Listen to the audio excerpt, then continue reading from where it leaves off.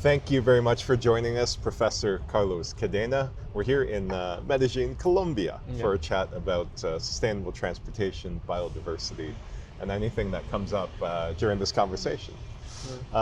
So I had a few questions about my visit here. I'm here to explore the city of Medellín, and I was looking for a bit more information about a few key projects that of my interest, like the metro that was built in the 90s, the cable car system, and some neat neighborhoods to explore while I'm here. So I'm sure you have a vast wealth of knowledge about the metro system. Do you want to start there and kind of introduce me to how that came about? Sure, George, I'm just so happy that you came. Thank you for joining us in Medellín. We're just so proud of our metro. It's clean. It's a beautiful, clean, well-functioning metro system. We are extremely proud. One of the reasons why we're so proud of our metro is because there's no other city in Colombia that has a metro. That's amazing. In Bogota, it's much bigger, no metro. Bogota is 3 times our size. And by the way, Bogota is the capital city of Colombia, and we love Bogota. I particularly love Bogota. I think it's an amazing city. But we also have many more large cities in Colombia. And for many reasons that I won't necessarily explain now, there's no other city in Colombia that has a metro yet. And as you know, many other cities in the global south do not have a metro either. So we're very proud of our system. It was a rough construction process during the 70s and 80s. There was a couple of years during which the project was completely stopped. You know, we ran out of money and it was crazy. But we inaugurated our system in 1995 already. And you really need to understand what was Medellín in the 90s and in that particular year, 1995. Let's travel back in time for a little bit. Back to 95, okay. Back to the 90s, back to 95. In 1991, Medellín, unfortunately, was by far the most dangerous city in the world. Not in South America, not in the global south. It was the most dangerous city in the whole world in 1991. I'm not proud of this, but it's part of our history. And it used to be a very complicated place back then. I was in high school then, and unfortunately most people from Medellín that were alive back then will always remember their friend who died, that was killed during those days, or their family member that disappeared. You know, there's very terrible stories that we don't really want to have anywhere in the world. So in 1991, most dangerous city in the world. In 1993, a person that everybody in the global north remembers was killed, Pablo Escobar. He's become sort of infamous, because he's been all over Hollywood productions and you know, this big Netflix documentaries around the idea of the narcos, around the idea of the illegal drug trade economy, and most of that story is true. But in 1993, 1991, and a couple of years later, 1995, this city was pretty much what one would consider a failed city. A city where people would not go out of their homes, a city where everybody was sort of hiding and trying to find something to do for work, for studying, for eating. It was a rough place. So in that context is that we were able to inaugurate one of our most amazing projects, the Medellín metro system. And when we inaugurated it, I was in high school, and I remember that even a couple of years before it was working, we already knew about what it would mean. We already studied in high school how we should behave in the system. We already sort of had an idea of how that could potentially, as a transport project, transport infrastructure, about how that could potentially change our lives. George, and it did. By far, it did. It was 1995. Today it's almost 30 years later, and the metro system continues to be the backbone of what I would summarize as the Medellín urban transformation, what many scholars around the world have been calling a miracle, the Medellín miracle. Really is amazing, and what I didn't expect is the whole thing is, or most of it, because I haven't ridden the whole thing yet, so is it the whole thing is above ground, right? There's no tunnels except for a few underpasses and stuff, so you get a beautiful view of the city as you ride it, and lots of sunlight. Yeah, most of it is above ground, either at level or above, elevated in most of the central part of the city. That has been obviously, a good polemic from the perspective of technical experts related to urban transport. But that's the way it was designed, that's the way it was built. It's beautiful to ride it every time because you're always out there looking at the city, admiring, the greenness of the city. You're always sort of, or at least feeling like you're breathing fresh air, yes. And you're always clearly seeing how massive transport is much more efficient than using cars or motorcycles, because you can see traffic right there next to you. But probably what I consider to be most attractive from our metro system, I'm going to start calling it our integrated transport system, because of course the metro is part of it. But one of the amazing ideas behind the system in Medellín is that we have an integrated transport system. It's all operated by the Medellín Metro, but we have the BRT buses, the tramway, we have the feeder buses into the system, of course the metro, and the cables. And one of the things that I really enjoy about Medellín, and I think most of the people really enjoy about Medellín, is that we have cable cars that are directly connected to our metro system, both physically and tariff-wise, which means that you can get off in a particular station from the metro and jump on a cable car, which will take you all the way up to the end of the city. And it's really amazing, efficient, effective. Medellín is surrounded by mountains. If you have not been to Medellín yet, you need to remember that Medellín is located right in the Andes mountain range, in the northern part of South America, but it is completely surrounded by mountains. So that means that the valley, right in the bottom of our city, the flat valley, is completely surrounded by mountains where most of the people live. And that means that if you want to get up to the end of one of the hills, the cable cars have been by far the most effective transport infrastructure yet. Before visiting Medellín, most of my experiences with cable cars is at ski resorts. So going skiing on the mountains, but it's a luxury good, right? You're paying $100 a day to go skiing, and then you get this opportunity to sit in the cable car and enjoy the views. Whereas here, it's available for everyday people, and to make a mass transit system that adopts the technology is quite fascinating. The cable story is extremely interesting, because it wasn't necessarily something that came from the very technical team of planners, but it was somebody high up in government that saw it somewhere in Europe.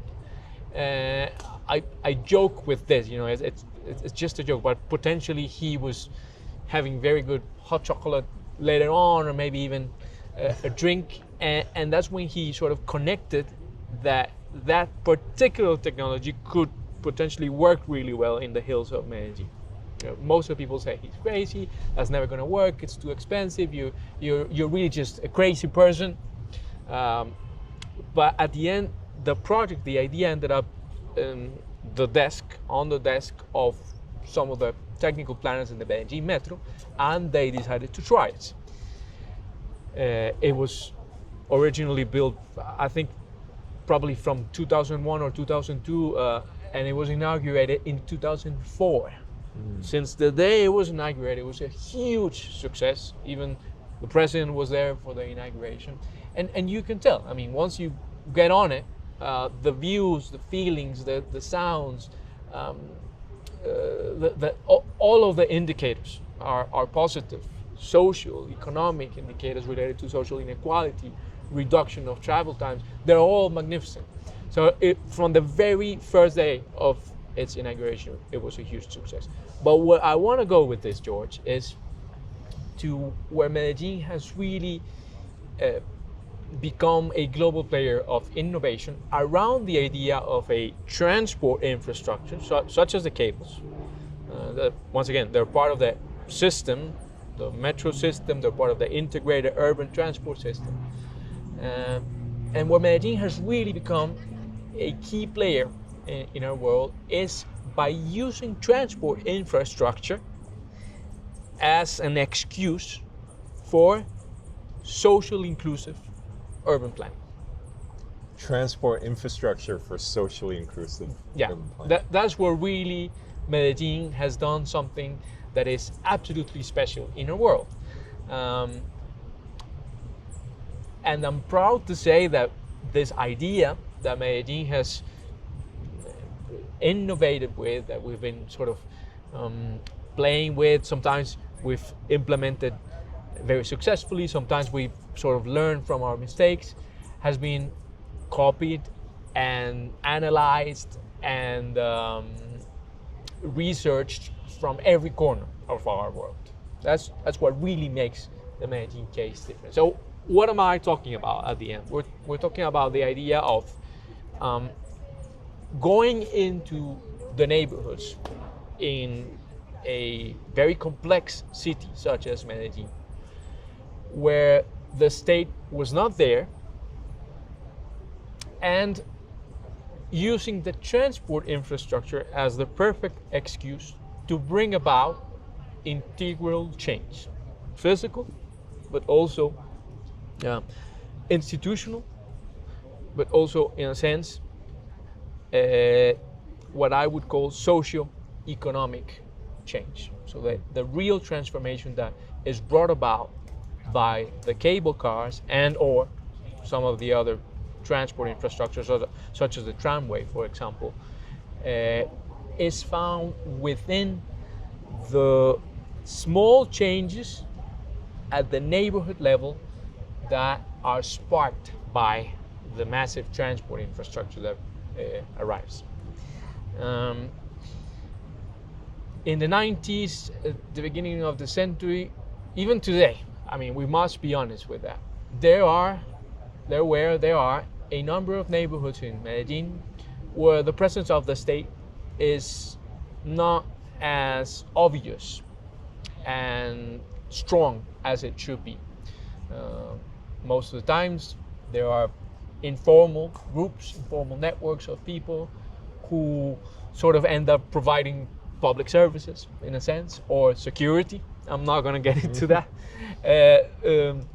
As opposed to the state providing those services.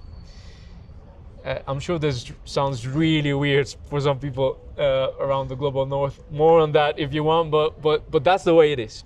Well, actually, this idea is completely foreign to me. That you can have the housing and settlement before the state. Yeah. That's well, I mean, that's nothing less than chaos, right? In the Western planning tradition, you need to have a plan and permits, and then you can build. Plan, permits, infrastructure, and then you can build housing. Let's try to illustrate it a little bit more so that we can. Yes. So that if I'm able to illustrate it a little bit more, and we get to a sort of middle place between those ideas, maybe we can also understand why the Medellín example is such a powerful example of inclusive urban planning. Yes, you're right.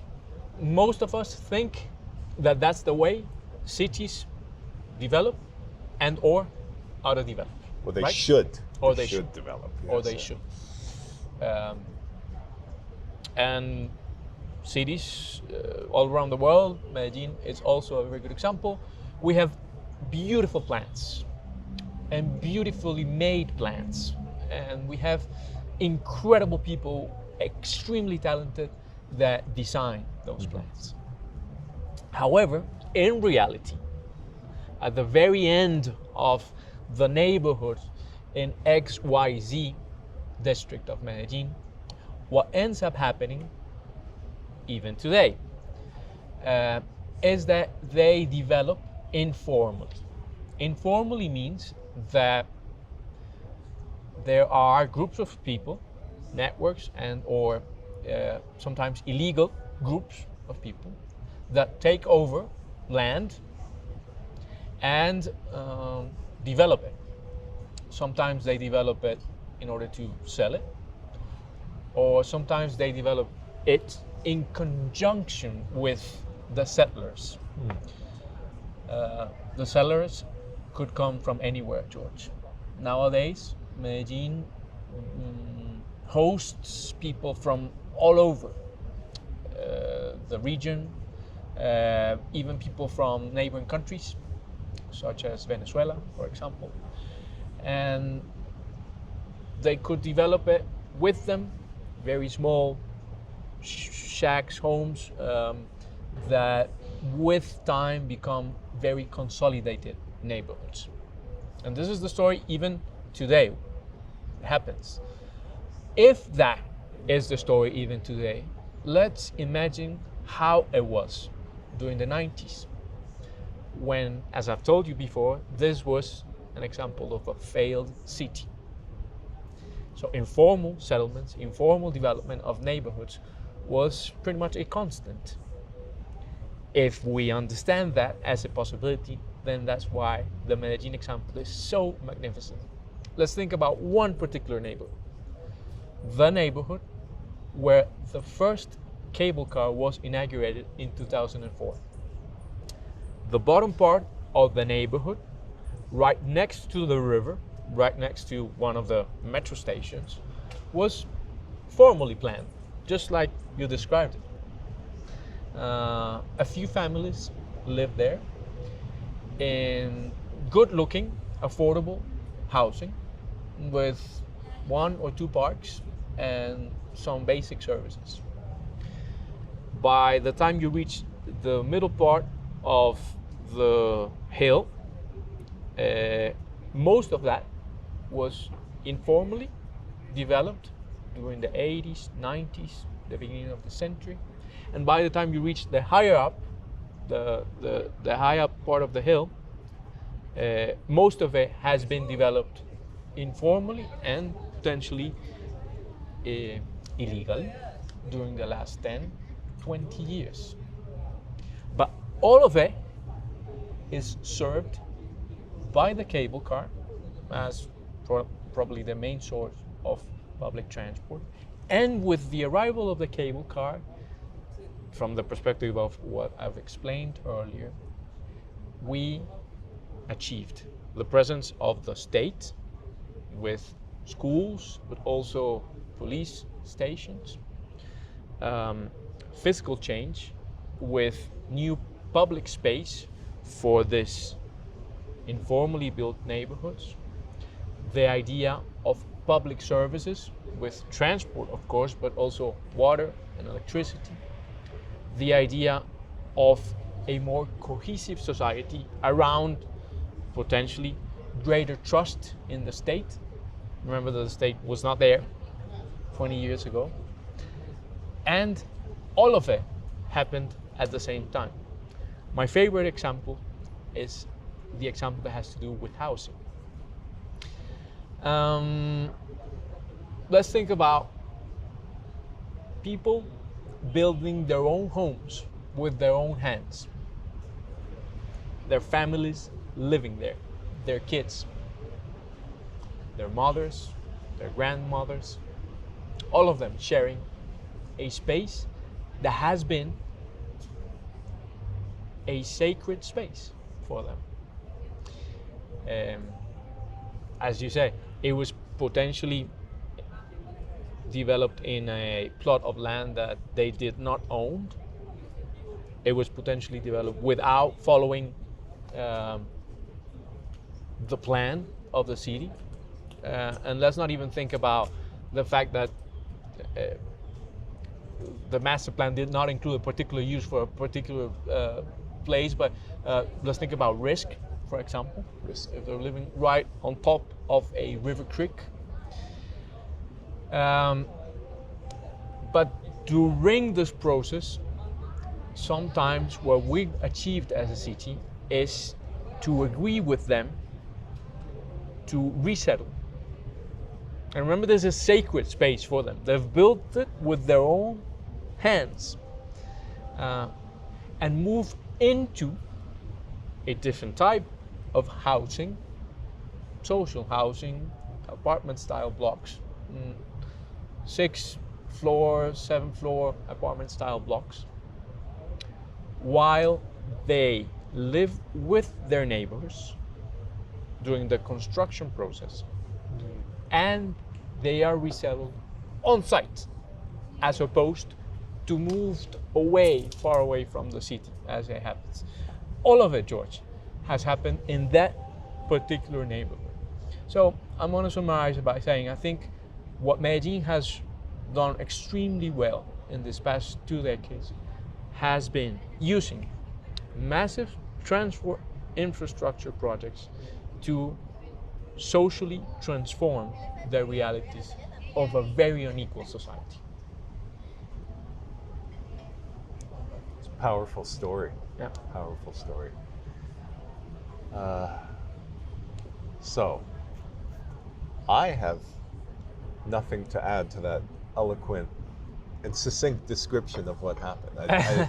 I couldn't have packaged it better, and I think I'm going to let that package of information stand.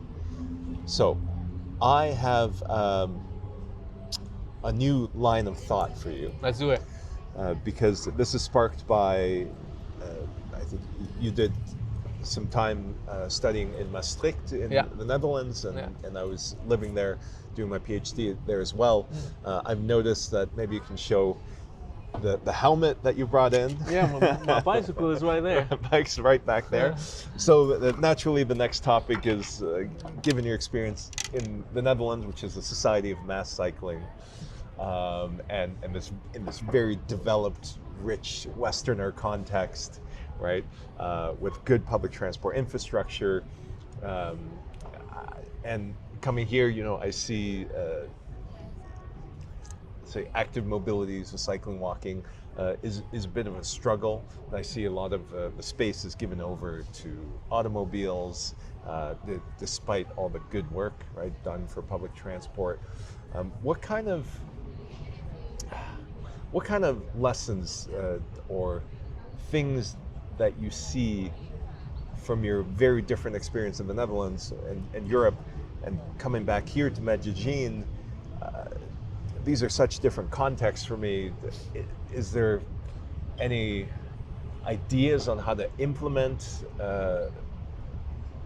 cycling, active transport? I've seen Ciclovia, where the street is closed down on Sunday mornings, but the gap for me it looks so big that I wonder with many other people, in the field of urban transport, where do we start? Oh, yeah. It's like, where is the Ciclovia is good, but like for everyday use, where? Yeah. How do we start? I'm at a loss for words, really, and I'm also at a loss for thinking of possibilities and transferring between these different contexts. Maybe you could have a few ideas just living here and seeing it. Well, I think it's a very good question, and I think you really open the hardest discussion now, because it also allows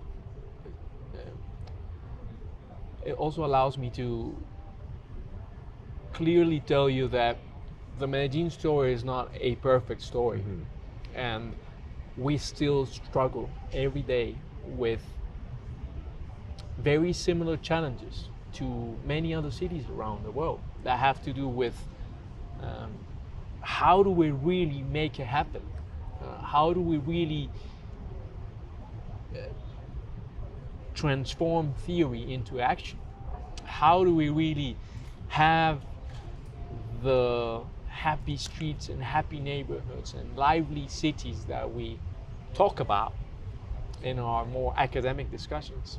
So I think it's a very good question. We still have a lot to do and transform in Medellin, and I particularly am engaged with that and wish to continue doing it, both from my academic work.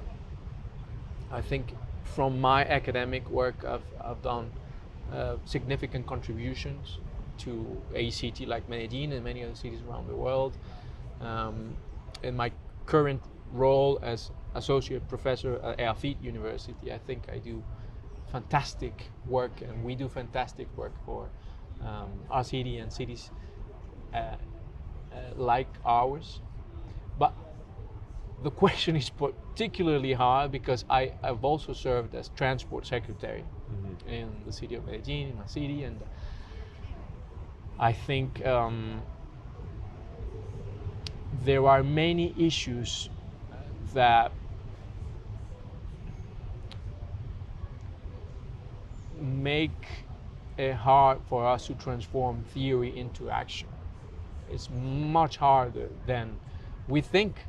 Sometimes we think, 20 years ago, I used to think that if someday I would become transport secretary of my city, I would just, transform everything in a week. But then I had the opportunity, and it was also a very meaningful experience professionally for me, so that I can now think about answering your question with more evidence. So here it goes. George, I think there's much built into the system from the perspective of bureaucracy, but also sort of the very good idea of controlling the democratic system process, and much built into the system from the cultural perspective. Culture is a big one. And much built into a system from the perspective of expectations of elites related to business as usual scenarios. I think there's much built into a system from the perspective of commercial and business-led interests that make changes into more sustainable transport systems extremely hard and extremely costly. So, for example, let's talk about urban cycling. I'm also absolutely passionate about urban cycling. I mean, I must tell you, it's not just that my bicycle is there, but also it's the fact that I have chosen not to have a car, and I have 2 baby girls, and my family is also composed of my wife and my dog, and we've chosen not to own a car, and we've chosen to move around our city, even though we live high up in the hills of Medellin, by moving around, in our cycles, walking, public transport, and it is a real, meaningful decision. I'm also absolutely passionate about urban cycling, but let's only think about that component of our very complex urban transport system. We don't have sufficient infrastructure in our city. We don't have enough demand in the, elite-led urban narrative for urban cycling infrastructure. Traditionally, there's not enough budget allocated for urban cycling infrastructure projects when we compare it to budgets for car center development. There's not enough technical knowledge about the deployment, design, implementation of urban cycling infrastructure. And there is a general consensus, cultural consensus around the idea that urban cycling is not for the elites, that urban cycling is for the less powerful, that urban cycling is for the poor, or for the very rich Sunday morning users that will only use it for sports. So all of it works at the same time into the system, and it continues to be a challenge to develop around what theory tells us.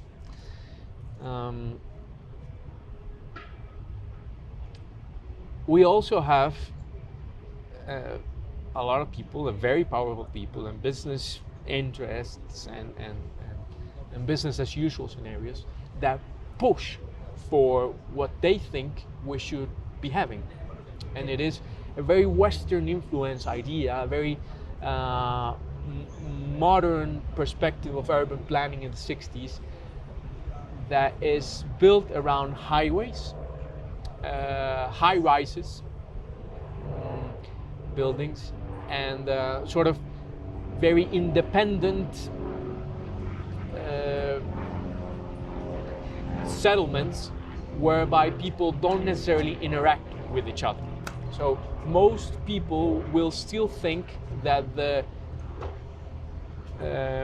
dreamlike neighborhood, the dreamlike idea of a future modern city revolves around the very erroneous perspective of owning your car, having your car going directly from your garage door to wherever it is that you work, and having huge, immense highways so that there's no traffic. And we know from theory, but also from real evidence, that none of this works. Huh? We know that's completely erroneous. So, but that's there, and that's also sort of in TV and in newspapers and in social media and in political circuits and in the circuits of the elites. So it's sort of, if you ask me at the end, it's sort of the story of David and Goliath in a sense.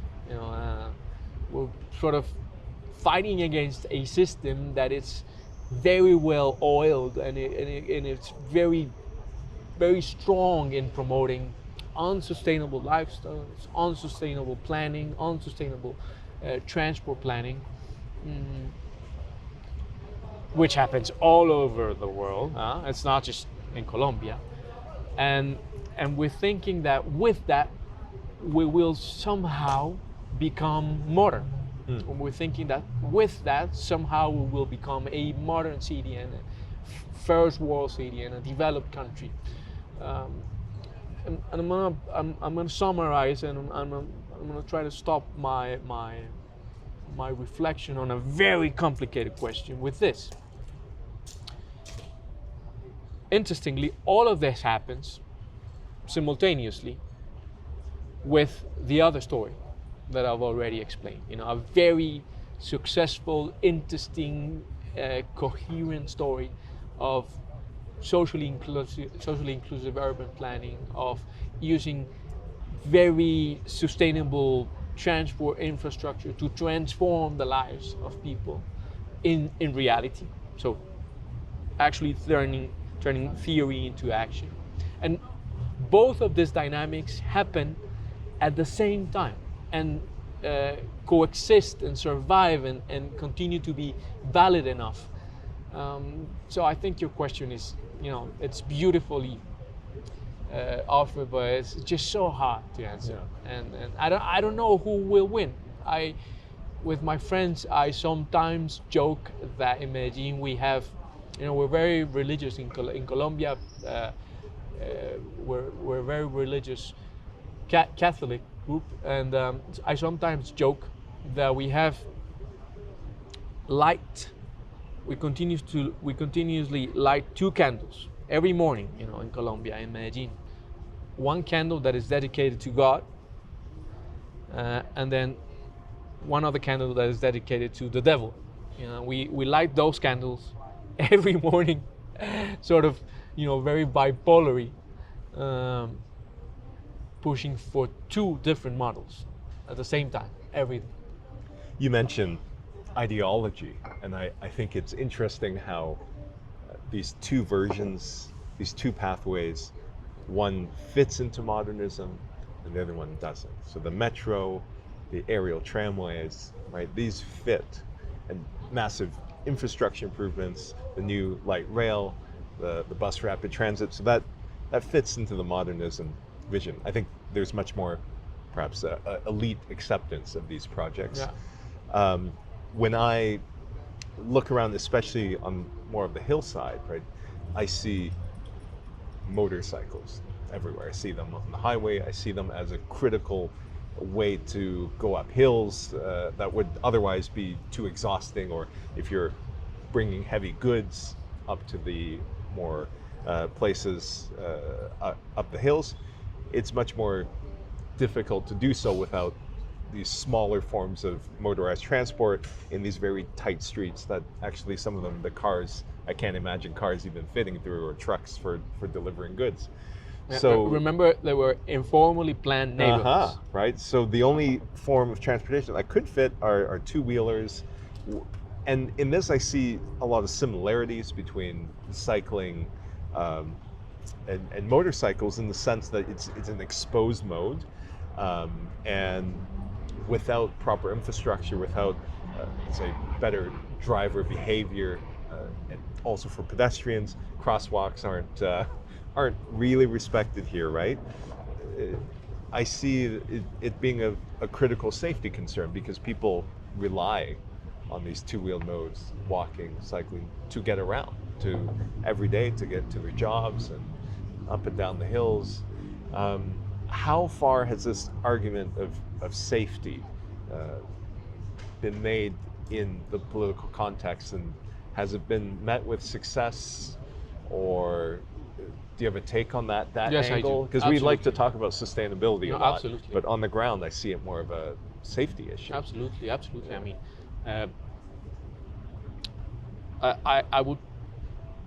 I would say that my main project as transport secretary back then was saving lives. Mm-hmm.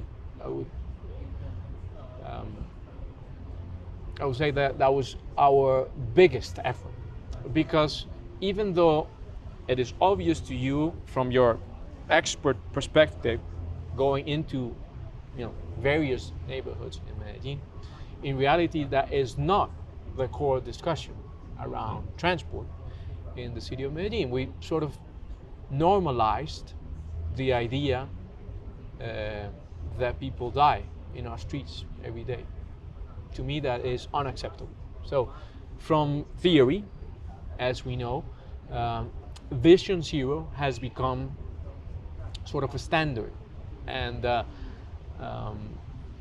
I think the only acceptable number of deaths in the city of Medellín, in the streets of the city of Medellín, is 0 by far. We developed some amazing projects to implement the Vision Zero theoretical ideas in Medellín. Some of them were extremely successful. I'm proud to say that with our team we were able to save lives. We know it because we have the numbers. But you're right, George. 1 out of 3 people that die in the streets of Medellín during the last decade have been motorcycle drivers, and during the last 20 years we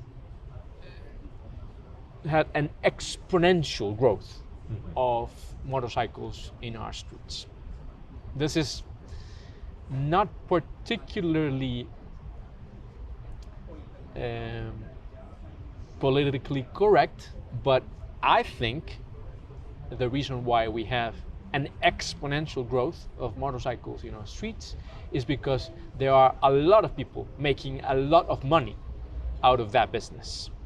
And a large percentage of those motorcycles are, the final stage of its production is done right here in the city of Medellín. So we've also flooded the Colombian market with those motorcycles. I think it's a terrible story at the end, because I think you're right in that the motorcycle, for various reasons, improves the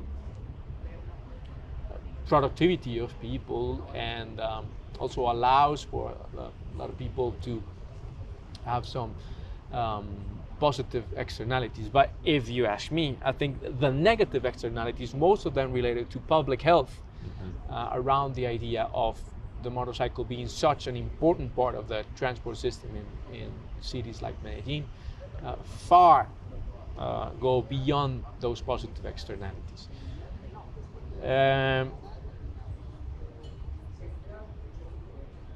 We are not prepared, and we don't have enough plans, capacities, a budget, and culture to face the challenge brought about by the exponential growth of motorcycles as a transport mode in Medellín.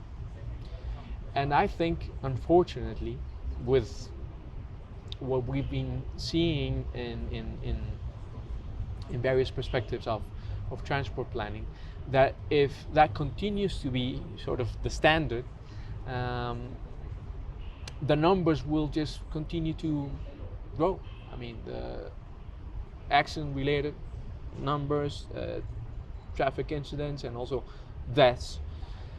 And I think that is extremely unfortunate, because most of the people that end up moving into the motorcycle are people that are moving away from public transport.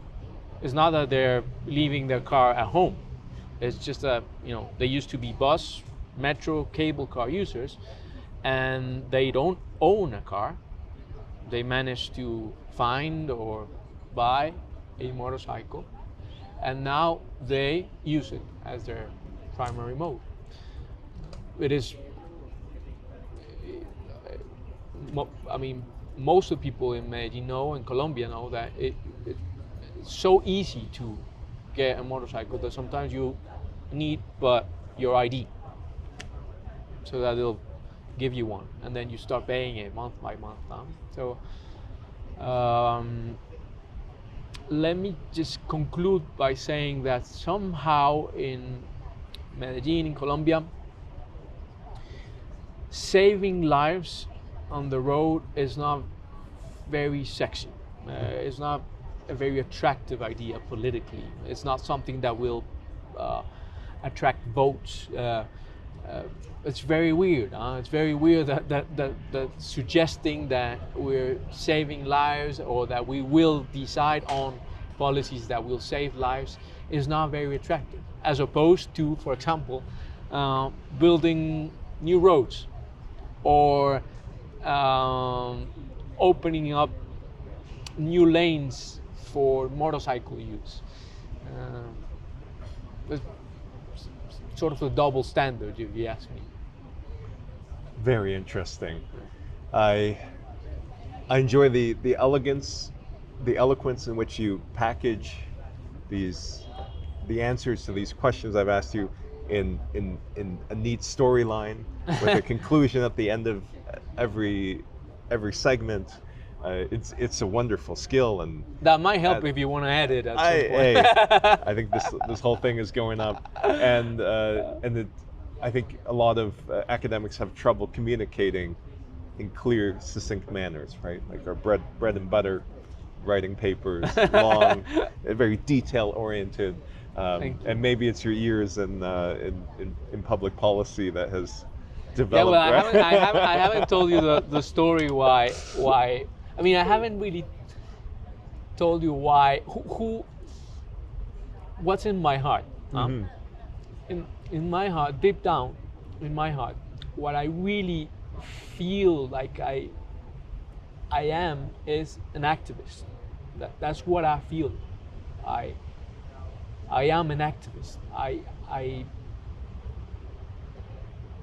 have and will continue to find creative ways to transform roads, neighborhoods, cities, including mine, of course. Most of my previous work, right, when I returned from the Netherlands, you're right, was from the very, very formal perspective of environmental activism and pushing for more cyclable roads, neighborhoods, cities in Colombia and in some other places in Latin America, expressing ourselves through arts for different ways to understand neighborhoods, roads, cities. Back then, one of my biggest accomplishments with a huge team of volunteers was organizing the World Bicycle Forum in Medellín. That was in 2015. It was the most magnificent event, George. It's organized by volunteers only. It is free to everybody. And it was the first time that it had been organized somewhere else that was not Brazil. You know, in Brazil everything is you know the biggest and global and world. So it was the World Bicycle Forum, but it had only been organized in different cities in Brazil. When we organized it in Medellín, it was the first time that it was organized somewhere else. Now it's traveled all around the world. And it was just the most beautiful event. Back then, as activists, you know, environmental activists, peaceful, creative environmental activists, we were able to introduce the idea of urban cycling to Medellín, to policymakers, to elites, to the popular neighborhoods, but also to Colombia. So from then on, we have clearly seen a transformation in the ways in which urban policies and urban discussions have included cycling as a real possibility. And with that, I think this brings us to the end of the conversation. But first, our viewers should know where to find you on the internet. So Yeah. where should they go to follow I'm your always available online. Today I'm using much more my LinkedIn. You know, I feel like I've sort of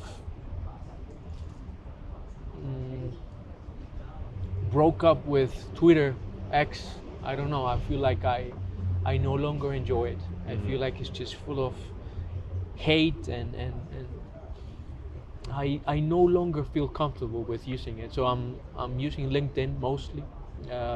You can easily find me there. My full name is Carlos Cadena-Gaitán, Gaitan. And my website has all of my info. I'm available at carloscadena.co. But I would like our viewers to know, George, that I want them to come to Medellín. So come and visit us, and do give me a heads up before you come so that we can find time to have a coffee or maybe go around the city, explore, maybe cycle a little bit. Or if you want to come to Medellín and you need some sort of invitation, or you want to find the projects that we can collaborate in and that makes it possible for you to come, email me, find me and tell me, I want you to come. I want people to come to Medellín. It's not because I think Medellín is a perfect story, but it's because I think with global interactions, we can definitely make Medellín a much better place. Professor Cadena, thank you very much for your time. Thank you for coming.